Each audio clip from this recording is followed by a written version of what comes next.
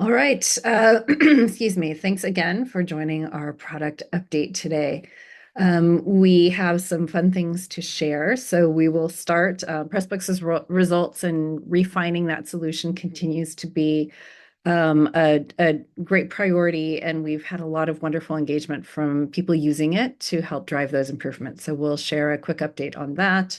We also have some improvements on the usage statistics page for LTI and Pressbooks results. And so we'll share that and let you, that one is not quite rolled out yet, but we'd love to get your quick feedback on what we're planning. And then you can look for that soon, I think today or early next week.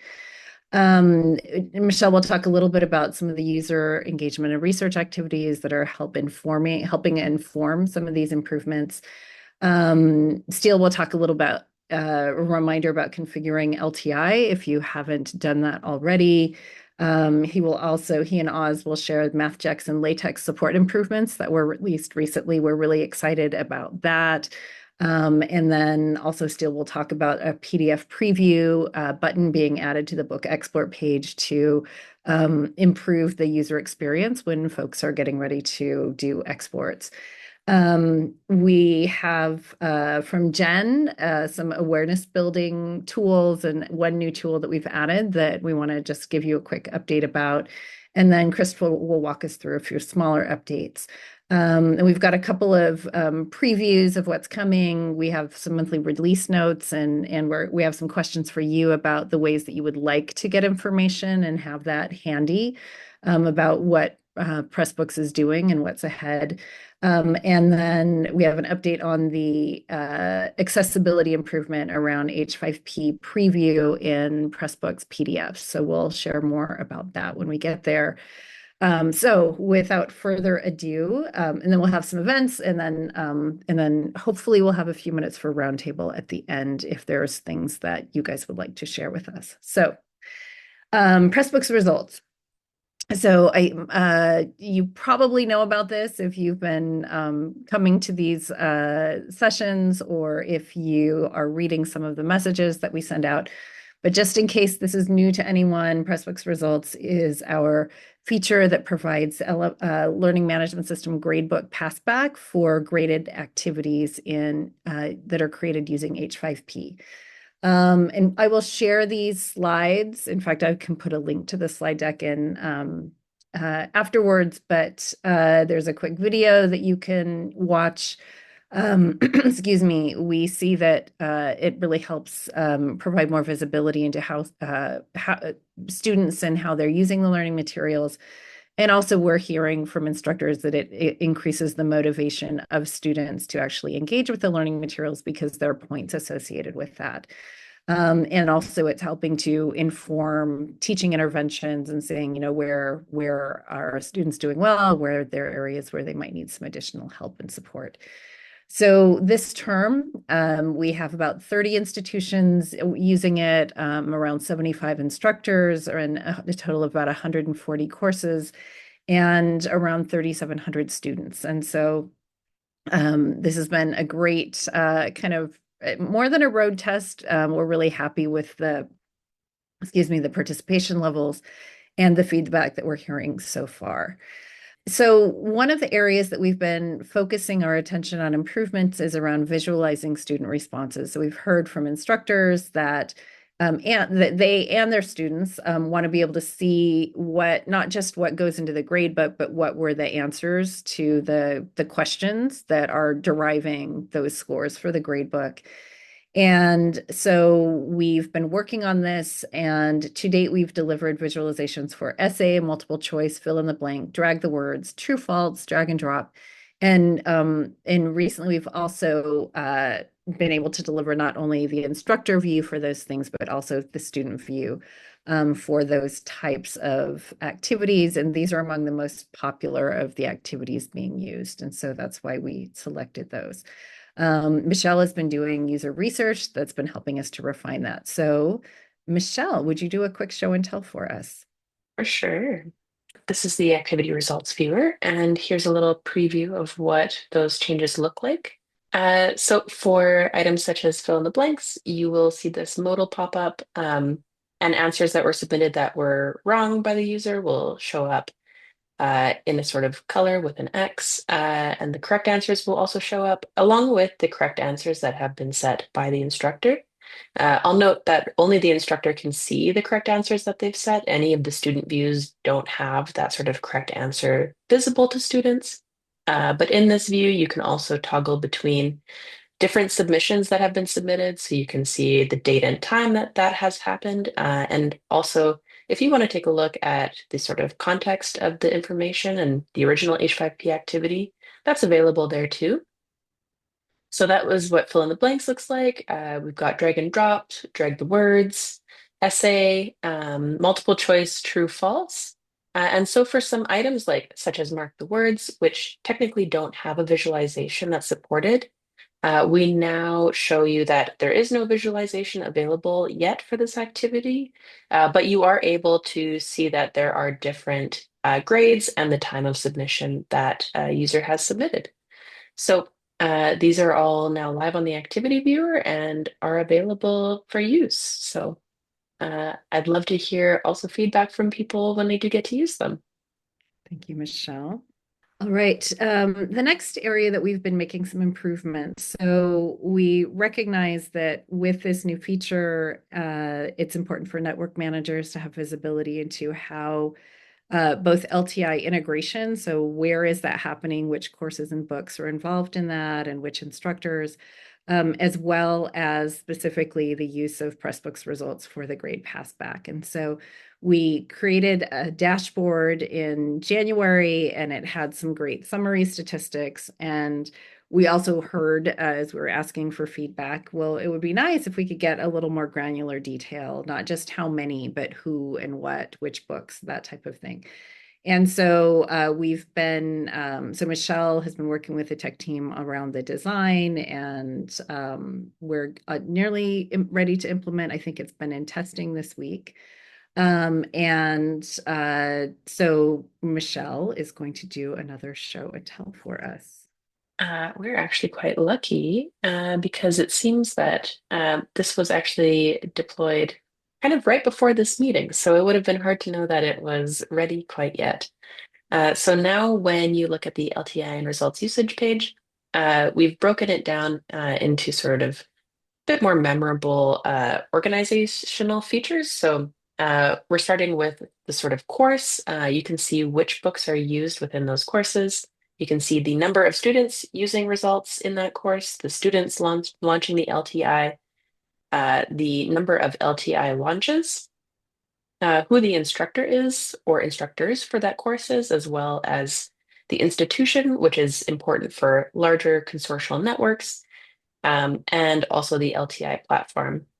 You can see on the second page, let's let this load. But if you have multiple books that are used within one course, they will all appear there. And so these items are sort of some of what all of those books are within that one course. And then I think there's also maybe the last page, just what it looks like when there are multiple instructors that are within a course and multiple books. So yeah, this information has all been updated now and it's ready to go.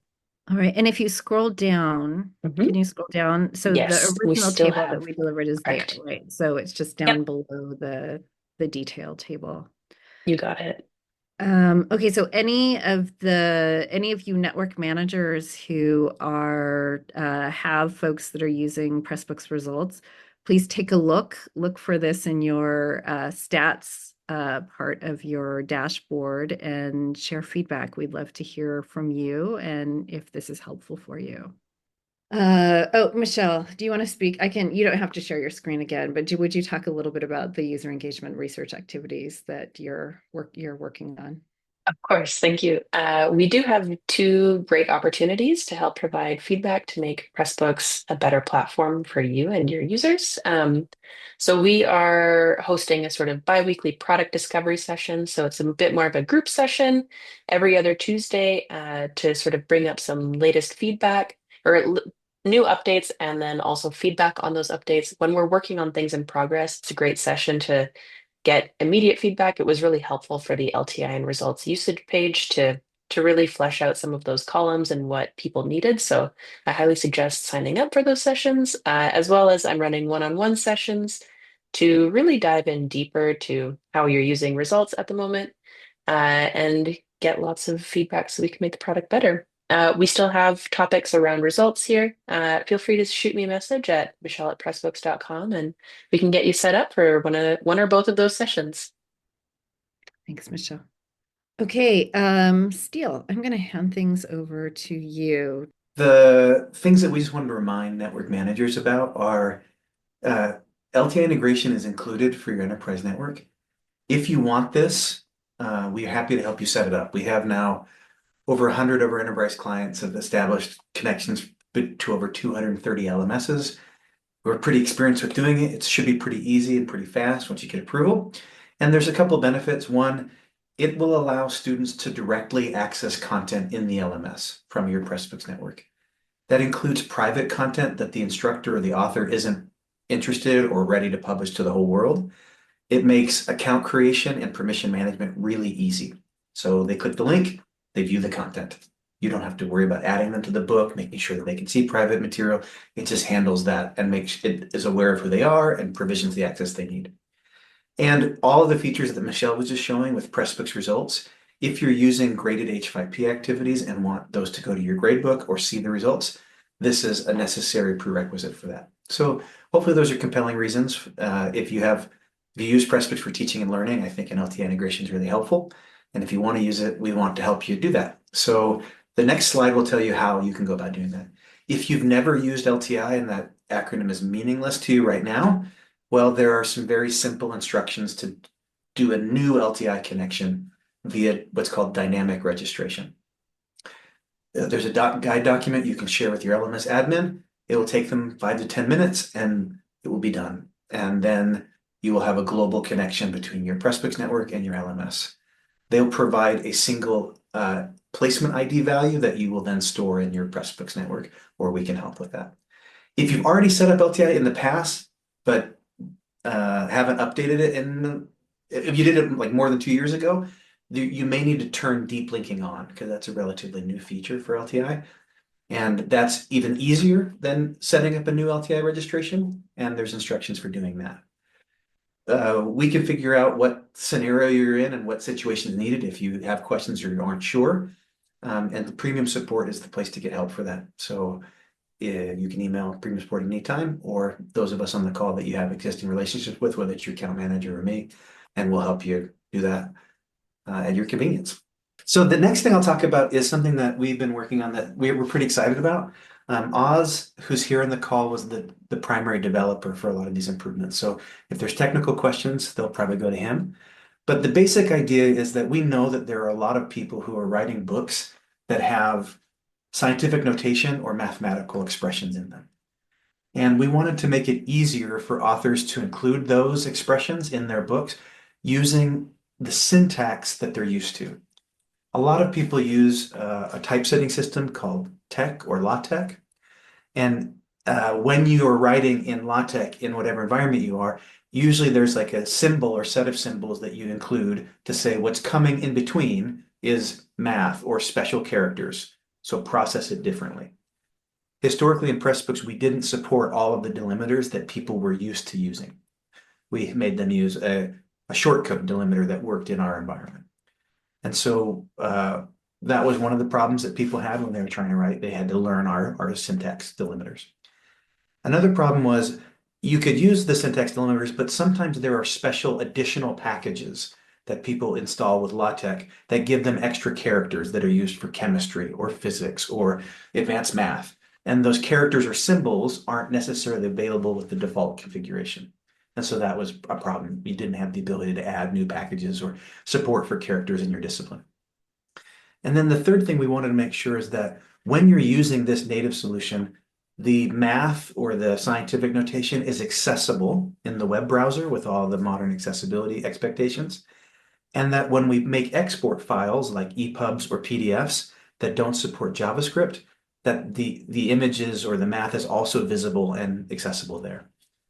So those were the big challenges that we wanted to address with this first round of improvements, and we're excited to announce that we've released a new update to our native LaTeX MathJax engine that will now support all of the standard LaTeX delimiters, as well as a range of common LaTeX packages.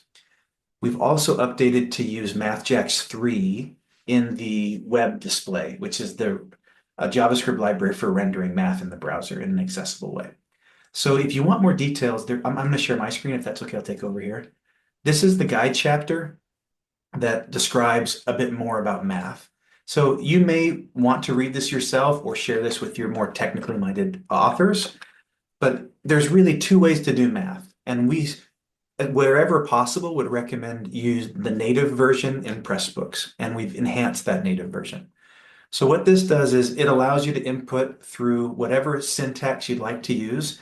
This was the old supported syntax, and we've added support for these new delimiters. To do inline math, it's this / start parenthesis, and then the end delimiter is the / close parenthesis. You can also do display math by doing / square bracket, / close square bracket, and then double $ will also produce display math. So these are the new delimiters that are supported. You can click the LaTeX button, or you can enter the code directly in your visual editor. So a lot of people will just copy and paste from wherever they've been writing math, and that should work in Pressbooks now. There's also a number of LaTeX packages that are now supported. So if your authors needed any of these LaTeX packages, and these are what they do and examples of what they do, those are all now available by default in Pressbooks. So that's the base MathJax configuration. And what that means is if you come into a book, let's say you go to your settings, you can see whether you're using the native MathJax or not by clicking on the settings tab of your book. If you see an option that says MathJax, that means you're using our native MathJax solution. And this will give you kind of a summary of what I just showed you on the guide page. Here's the delimiters you can use. 3 of these are new. These ones are existing ones. You could always use AsciiMath or MathML, but the new LaTeX delimiters are now in place. If you see something that says WP Quick LaTeX instead of MathJax here, that means you're using the other method, which is that WP Quick LaTeX plugin.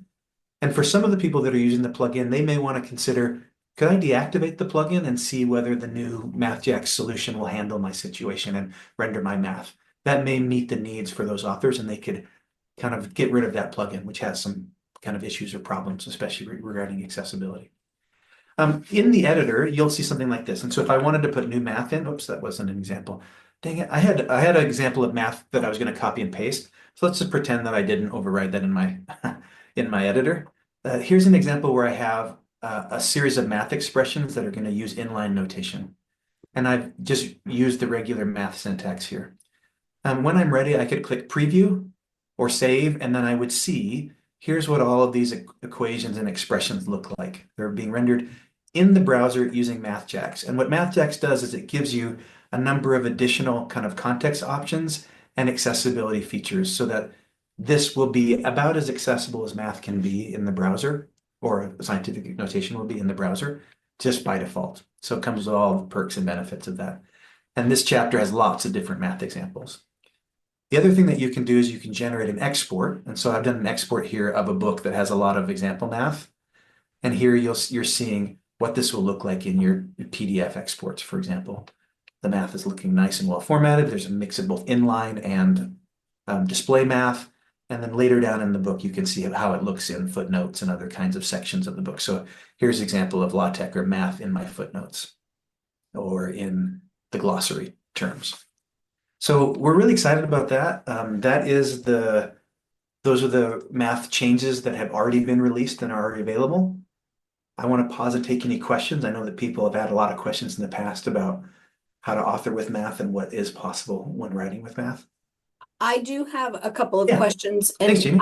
I have not spoken up about this before because my knowledge of math is so dismally bad and non-existent that when I'm trying to help a math professor figure out what the problem is with their book, there are so many unknowns and variables that I have no idea. So first question, when you talk about the native to Pressbooks, is that MathJax or is that LaTeX? Okay, so let me kind of unpack those two terms. LaTeX is the typesetting system that people use in math and other disciplines to make their whole documents. Okay. So they'll take a LaTeX document and it'll render not just math, but it will make the actual PDF and it'll make the journal article. And they do things like display the color of text boxes and format their typeface and everything with LaTeX. LaTeX also has a system for writing math expressions specifically. So LaTeX would be if I write like the bracket symbol and then I put x to the second power plus y to the second power equals z to the third power, and then I want it to look like a math equation. LaTeX is a way to write math expressions. Okay. There are other ways to write math expressions as well, but LaTeX is one common way with its own set of symbols. What we're saying is if you copy and paste one of those LaTeX expressions into Pressbooks, it will now display beautifully in the browser and in the exports. And the thing that we use to display the LaTeX in the browser is a piece of software, open source software called MathJax. Okay. And MathJax is the rendering engine that takes LaTeX, the input, and turns it into beautiful math in the browser. Gotcha. Okay. I was just gonna, and it's MathJax that also makes the accessibility happen. And MathJax has a number of accessibility Right. features in the display presentation. Yeah, Right. So those two things kind of work together they do. to Yeah, render they this. work Okay. together better, much better now than they did 2 weeks ago. Great. Okay, that's good news. I also have a math professor who's wanting to put some math notation into an accordion H5P element. Is that even possible? Yes, that's also Woohoo! possible. So on the guide chapter, we describe how you can insert LaTeX into H5P. There's one small change that I think a library that you need to install in the book for Okay. H5P that makes their LaTeX formatter work. But yes, and it should be in that guide chapter that I referenced earlier in the link. So yes, it can be done in Oh, this is great news. Thank you so, so much. Yeah, so where we're at on this is we've released a first round of improvements. And also, Oz and Michelle and I have been talking with, a half a dozen to a dozen power math users, people that are really doing a lot of stuff in LaTeX or in other types of scientific notation. And through those conversations, we've learned about a lot of the needs they have and the expectations they have for using LaTeX outside of Pressbooks. We are going to be prioritizing what we've heard from them because there's some needs that we haven't yet met, things they want to be able to do that they can't yet do in Pressbooks. We know a lot more about it now than we did a month ago, which we were kind of in your position, Jamie, honestly. Like I don't use LaTeX in my everyday life. I still don't, but now I know a lot more about people who do. Sure. And so we will be prioritizing the things that they told us, and we're expecting to release some new improvements that will get even closer to doing the really important things they want to do. I think that the end goal will be, if possible, the majority of people who are using WP Quick LaTeX, we want to make it so that they could just deactivate that plugin and everything that they were doing still works in the native way. And so they would have all the benefits of accessible math without any of the pain of having to convert their document or change things in their document.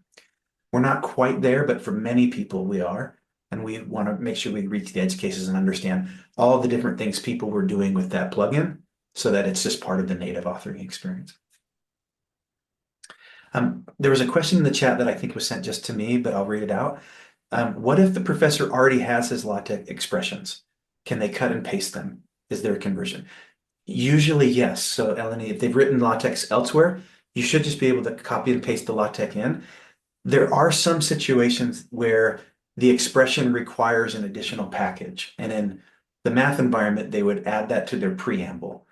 We have a number of packages that are supported right now. If they need additional packages that we don't support, that's the kind of thing that we're trying to understand and figure out. So you can either let us know, hey, this is a package that's really important to me. My expression that needs that wasn't able to render, or that's the kind of research that Oz and Michelle and I are figuring out to make sure that that doesn't. So basically any copy or paste that's feasible would work. So that's the answer to your question there, Eleni. Thank you. Yeah. Oz, is there anything that you wanted to add, having worked on this, that I missed or that you think people should know? No, I think you cover very well all of the things that we provided. Yeah, our goal is for Pressbooks to be as usable and functional for math and scientific subjects as it is for non-math and non-scientific subjects. We realize that's been a deficit in the past, and so we're trying to close that gap and make further improvements so that it's a great solution for everybody that wants to do that. I'm not sure if there are open source users on this call, but there definitely will be open source people watching this recording. If you are running your self-hosted version of Pressbooks, this is available in the open source PB MathJax repo. Did we update the installation instructions, or are there any special instructions that they need to do to update? Yeah, we updated the MathJax because we integrated a couple of changes in the MathJax service, but the README has everything they need to. Okay. So I'll just put a link. If we actually, could you put a link to the repo in the chat so that anybody watching the recording can just get that link there? Okay, thanks, Oz. This is another problem that I think people will be really excited about. So if you have a book and you want to make a PDF export, it's often a labor-intensive, kind of frustrating process because the PDF is a fixed format and you might want it to look just so, but you don't know how it's going to look until you generate the PDF. And so you wait for a couple minutes and then you have a PDF and you're like, oh, I wanted to adjust this, but I don't know how because it's a fixed PDF. And so that can be a kind of experimentation, trial and error process that goes for a long time. We've long had like a somewhat hidden PDF preview option, and we've made it less hidden and we've made it work a lot better. So you can now generate a preview of your PDF that will show you mostly what your PDF looks like before you generate the PDF. So I'll show that feature here. I am in a book and I have not yet generated a PDF export, and I want some idea of how it's going to look. I'm using the Jacobs theme I can see over here. If I click this Preview PDF button, what will happen is a new tab will open, and here I will see in my browser a preview of what the actual PDF export looks like. This is actually HTML styled with CSS in the browser. You'll notice a few things are imperfect, like the page numbers aren't exactly correct. They're all zeros, though these are links. And you'll notice that the running header and the running footer is not displayed in this, but otherwise this is a page preview of what I could see. And what's nice about this is if I'm like, well, I want these headers to be a little bigger. How do I do that? I can use the inspect tool like I would on a web book and say, oh, I see. These are H3 elements. And so I could target, oh, UGC H3. That's the class I need to target with my CSS changes or improvements. Another thing that I might want to do is I'd come in and say, okay, I don't like the Jacobs theme, but I really like the Malala theme. Let me activate that theme. And then I'm going to go into theme options and I'm going to check some of these PDF options. And I'm going to say, I want to change the font to see what would it look like if my serif font was Noto Serif for the header and the body font used Noto Sans. And I want to make the body font size a little bit bigger, and I want to make this page size a full textbook size. And I think I'll adjust the footnote size up a little bit as well. And I'll leave everything else the same. Actually, no, I'll make chapter endnotes. And I'm going to save these changes. So I've just adjusted what the PDF is supposed to look like, but I don't know how that will actually look until I run an export. So in this case, I could come to export. It's the same book, and I'm just going to click PDF, preview PDF. Rather than generating the PDF and having to wait for that, this will generate a preview. It'll compile all the changes I just made. And the next preview you'll see this looks really different than the one I had up before. This is a whole new theme. The page is a different size. My typefaces are different and they're larger. And I'm able to see, oh, okay, I think I made that a little too big. I might want to adjust the font size down. Or I think I don't actually like how the Malala theme looks. I want to go back to whatever else it was. So this preview really does save you a lot of time and lets you anticipate what your exports will look like before you generate them. And so we're excited to announce that. We hope that we'll be able to make that a little bit better in the future too, but that's now available on the export page, and you can click that button to see your PDF previews. All right, thank you. Yeah, feel free to use chat for any further questions, and hopefully that will be a nice usability improvement. Also, before I forget, excuse me, I just posted the link to the whole slide deck.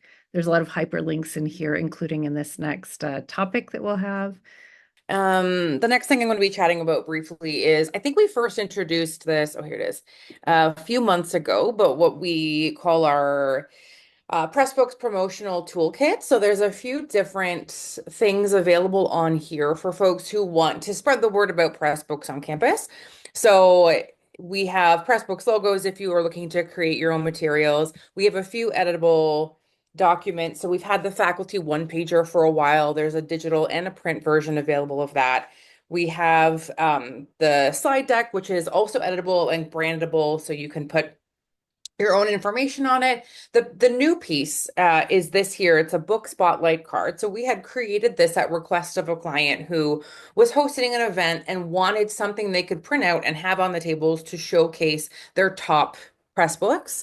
And so, and they gave us the green light and enthusiasm to share it with the rest of our community. So this is the example book card right here. So the intent is to show the book, pull out some key stats, and then there's a QR code on there that will pull up the actual book link here. And then the back page of it has sort of their full top 10 list. And there is on this page, it links to both the template and an editable where you can edit this in Canva. So you can come in, you can clone it and replace it with stats from your books. And there's also instructions about where to find instruction on how to access those network stats. So just wanted to highlight this new piece that we've added, and feel free to, if this is something of use to you, it's quite easy to change. You can like drag and drop the photos. The one thing you will want to update is the QR code. There are a lot of free QR code generators out there, but some of them will expire like after a week. So that's just something to keep an eye on. I use one that I have Adobe Acrobat, and they have a free one. So there are some options out there, but yeah, this template is open and free for anybody to use. I will pop the link to the Pressbooks Promotional Toolkit in the chat. It has been pointed out to us before. This is difficult to find. It's not currently on our website. So I did want to note, we are working on that right now, making this easier to find, but I will pop it into the chat as well. All right. So is your, do you know what size they print out? The book cards, so they should be, they were at their 8.5 by 11. They should be adjustable though. Canva usually makes it pretty easy to adjust. Yeah, there's in the top nav, there's like a resize button. So you should be able to customize as well. Yeah, the vision for this event was to have something that would be a centerpiece, but a good size that doesn't take special printing, and that they could, kind of stand up but people could still see over it and talk to each other at their table groups and stuff like that. So that was the idea. All right. Thank you, Jen. If you have other requests or ideas about things that would be helpful for the community like this about promoting your work, we would love to hear those suggestions and feedback on the tools that we've provided there. All right, Christopher, you're going to do a quick run through of some smaller updates. Do you want to share your screen, or do you want me to share? If you could drive, please, that'd be great. Thank you. Sure. And I've been asked to keep it short and not stick to my Irish heritage of having the long rambling form, so I will get through this quickly. This one I'm kind of surprised that that I hadn't actually had this done earlier, just because I lead the dev team, and the number of times I've clicked on that top left corner to go to our marketing site when I didn't want to. I wanted to just go to the admin page. So this one is solved. I don't know if this ever happened to you when editing anything in Pressbooks. Now that top left corner is no longer something that takes you away from your site. Trivial thing. I don't know who reported it. Thank you very much to whoever reported it. So we got it done. Another minor thing, we had an issue where when you added contributors to your book, the images that they had in their profile and Pressbooks, and it could have been just a Gravatar image or an image that they uploaded in their network, sorry. That was what was grabbed in and immediately put into the book, and there was no way to remove it, even if the author and their account changed their profile. Well, now we can actually remove this. we are continually trying to improve and ensure that we are as accessible as possible. And in part of one of our reviews, we found some incorrect labels on the navigation menu in the mobile view. So any users that were using assistive technology, screen readers, those kinds of things on their phones or tablets would not have been able to navigate through the site as they should have. They would just get menu item, menu item, menu item, menu item instead of the actual name of the menu. So this has also now been corrected, and we continue to improve accessibility as much as we can whenever we find it. Yeah, and to clarify, that one was part of it's a global menu change. So whether they were trying to use the reader or the authoring view or the admin feature. So this is something that addresses all of those views.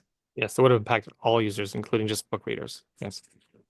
One of the pieces of feedback we've been hearing from folks is a desire for some additional channels to share product updates. So taking some of the types of updates we share in these meetings and having them available in other ways and places, specifically release notes. So it's easy to see these updates and refer back to them. So you might have seen if you saw the Network Manager newsletter yesterday, we shared the first iteration of this, and I'll actually put it in the chat as well. We have begun a monthly release notes, and we are right now evaluating, okay, what are all the places we want these to live? We know we want to send them in the newsletters. We know we want to have them be part of this meeting. And then we are exploring how can we point to these in the product. And so I'm going to hand it over to Michelle, who's working through what this might look like, just to get some feedback from you all about where might make the most sense in the product. So take it away, Michelle. The first thing I guess I'll show you is kind of the login process when you first come into a network. So when you hit the admin button, this is kind of the first dashboard that you see. But we are curious to know how you are all using the Network Manager dashboard, which looks a little bit different than that. It has this where it has an update homepage and administer network options and then support resources. And I'm going to share a different screen. So knowing that, we were thinking that potentially one good place to do it would be to sort of change the way the support resources and sort of updates could be here right next to it. But we would also like to know how you are using these dashboards. Another thing that we have also been considering is that in between that sort of login period and then getting into the software, there's a potential to have a sort of interstitial screen. So just a brief sort of pop-up that will tell you maybe once a month what the recent update is, which you could then exit out of, and then you would be back onto your regular flow, coming back onto Pressbooks. Along with that, we would have suggested that there could be an updates page, possibly also related there on the dashboard, so that you could go back and take a look at that. I know sometimes pop-ups are a little bit intrusive, so we would definitely give the ability to decide if you did want to see this or not. But I'm just curious to know and would love to put a feeler out to see if you think having a sort of pop-up would be a great way that you'd like to see updates, or if you are using the dashboard a lot and you might know to come check on the dashboard to take a look at updates. What are your thoughts on that? Would it be just me as our institution network manager, or would it be all Pressbooks users who would see that pop up when they sign in? I think the intention is just for network managers to see it. Okay, so here is the issue. I mean, my issue, bottom line, is I wear 20,000 different hats. So I don't get into Pressbooks as much as I want to, need to, should be, to provide support to our faculty. And that it extends to even not sharing all this great new news with them in a timely enough fashion. So for me, like every one of my faculty who log into Pressbooks, I would love for them to just see once the updates and then they can get rid of them and then never see them again. Kind of like with the user agreement where it only pops up the one time and then once you do it, it doesn't bug you anymore. But again, that may be too intrusive for others and I totally get that.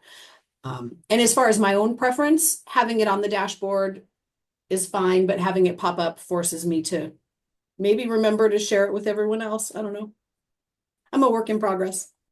All net. So our work in progress. So is our communication with the end user instructors. We're also thinking about how to get these in front of folks. So that's a little bit less developed than getting them in front of network managers, but we do want to also find channels to share this directly with end users. But that feedback was helpful. Thank you. And Jamie, one of the things that we are also working on is how to better communicate directly with the users about some of the new features and so forth. You are not alone in wearing lots of hats and having trouble getting the information out. And so we have some updates planned. We're going to be experimenting with using the dashboard similarly. Not necessarily, like a lot of these updates are not as relevant, kind of it's the guts of Pressbooks, but like letting them know about the MathJax improvements or about the new training webinars for end users or things that are more applicable to end users who may find it interesting. And so we're also looking at both dashboard or potentially adding banners or other kinds of things that would better kind of engage and get their attention. So that's a parallel track that is a work in progress. I saw there's 2 other comments in the chat. Cheryl said, I prefer the updates and link it to a pop-up. And Liz said, I like the pop-up update, but can change my behavior. Check the dashboard in case you didn't see those. Thank you. Last couple of items. Okay. Late last year, we shared that BC Campus had funded development of an improvement that will provide H5P activity previews in Pressbooks PDF exports so that offline readers could view the H5P activity content instead of it just saying this is an H5P activity that you can't see. And so we will be doing kind of final code review and testing over the next week or 2, and our goal is to have this released in April. And we'll be coordinating the announcement of that with BC Campus. And so we're excited about that and just wanted to share that quick update with everyone so they can look for that coming soon. We have here the monthly training webinars that are available to all end users, anybody that wants to come, and this reflects the new and improved version of those. So each month there'll be a getting started, a webinar that focuses on creating engaging learning materials, so kind of the interactives and so forth. And then also we've added a webinar with a focus on publishing and distributing books. So in April, I guess did we offer those this month, or is April the first month that we're doing all those? Yeah, March was the first month. March was the first month. Okay. Yeah. So we're excited about those. So please invite your end users. And this is one of the things we'll be promoting directly to end users in that in-product nudging.